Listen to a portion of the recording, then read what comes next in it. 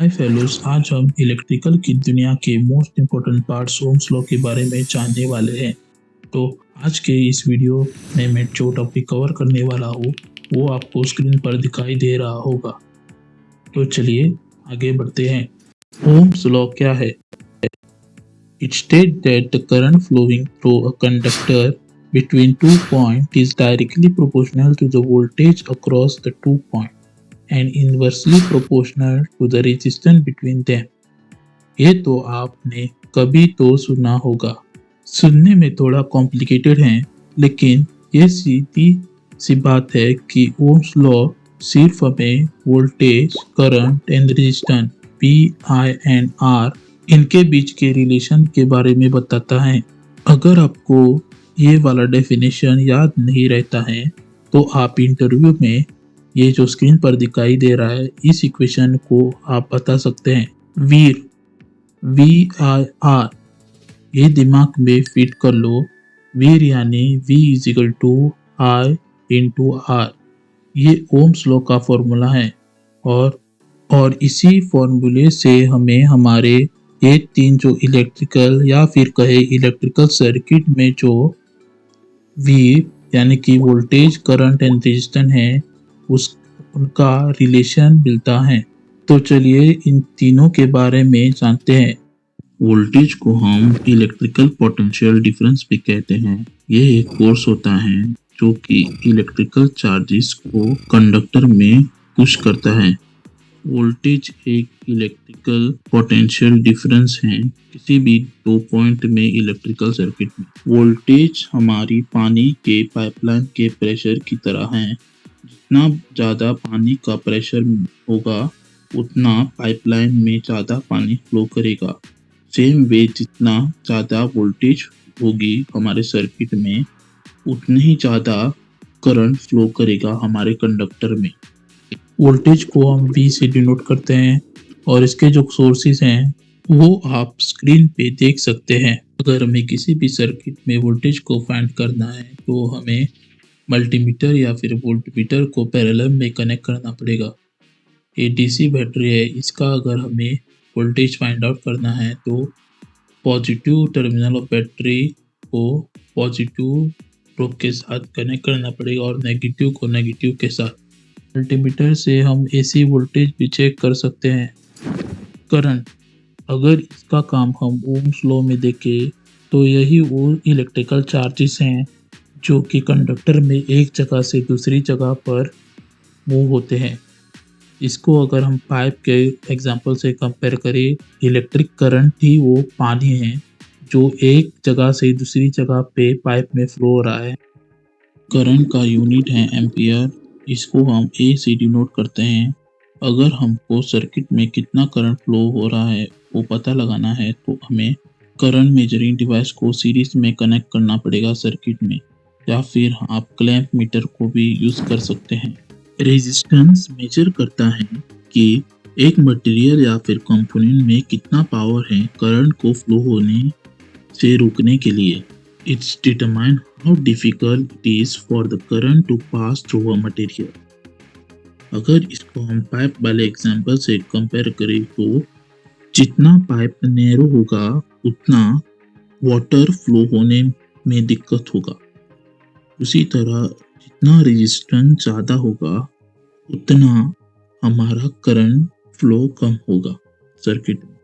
Resistance को हम ohms में मेजर करते हैं और ये कुछ कंपोनेंट हैं इलेक्ट्रॉनिक सर्किट के जिनको हम करंट को रेजिस्ट करने के लिए सर्किट में यूज करते हैं।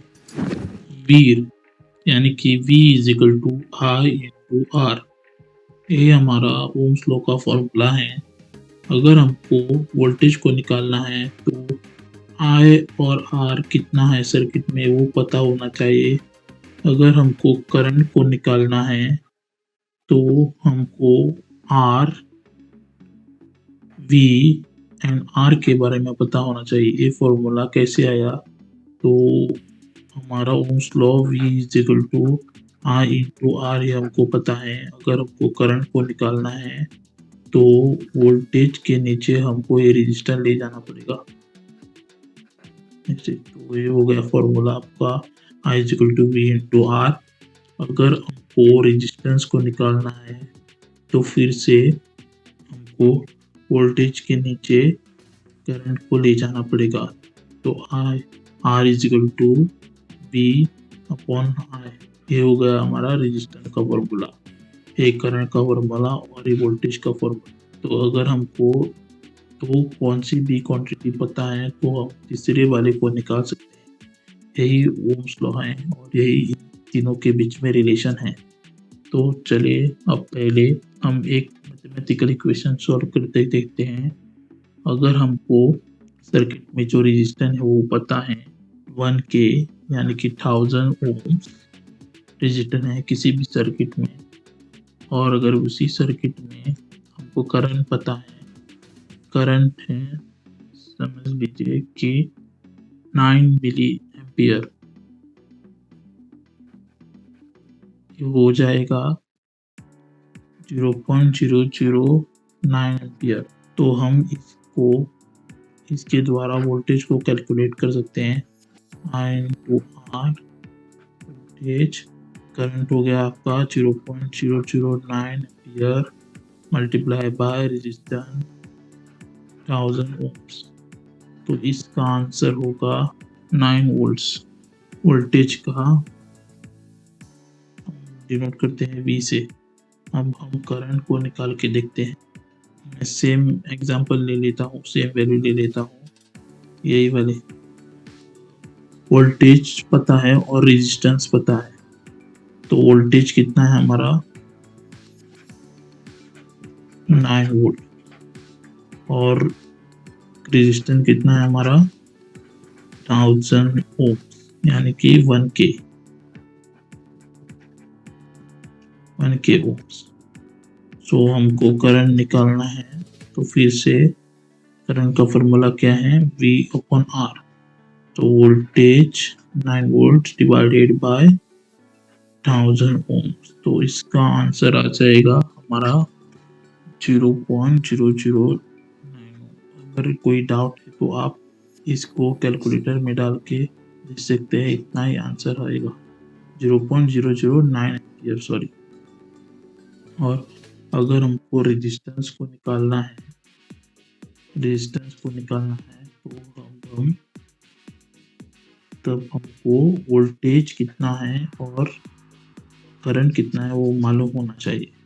तो वोल्टेज हमारा है 9 वोल्ट्स और करंट है हमारा 0.009 एम्पियर्स। तो अब रेजिस्टेंस को हम निकाल सकते हैं 9 वोल्ट डिवाइडेड बाय 0.009। तो इसका आंसर आ जाएगा हमारा 1000 ओम्स। तो चलिए अब प्रैक्टिकली ओम्स लॉ को देखते हैं कैसे काम करता है। तो ये मैंने सिमुलेटर पे सर्किट बनाया हुआ है। तो इस सर्किट में मैंने 9 वोल्ट की बैटरी यूज की है और वेरिएबल पोटेंशियोमीटर रजिस्टर यूज किया है 1K का, और ये 2 मल्टीमीटर यूज किए हैं, एक वोल्टेज मेजर करता है और एक करंट को मेजर करता है। तो इस सर्किट में करंट यहाँ पॉजिटिव से फ्लो होकर के रजिस्टर में होकर के रजिस्टर के दूसरे टर्मिनल में जाकर इस रेड वायर से जाकर हमारे करंट वाले मल्टीमीटर में जाएगा, फिर उसमें नेगेटिव वाले प्रोब से आकर के नेगेटिव टर्मिनल ऑफ बैटरी को कनेक्ट हो जाएगा। तो ऐसे हमारा इस सर्किट में करंट फ्लो होगा। तो जब मैं इस सिमुलेशन को स्टार्ट किया है तब भी आप देख सकते हैं कि ये पोटेंशियोमीटर 1000 ओम्स पे सेट हुआ है। अभी इस सर्किट में पोटेंशियोमीटर 1000 ओम पे सेट हुआ है। तो हमारा वोल्टेज 9 वोल्ट दिखा रहा है और करंट हमारा 9 मिली एम्पियर दिखा रहा है। तो अभी इस सर्किट में जब मैं रेजिस्टेंस को घटाऊंगा तब आप देख सकते हैं करंट बढ़ने लगेगा और स्लाइटली वोल्टेज डिक्रीज हो जाएगी, ये देख सकते हैं।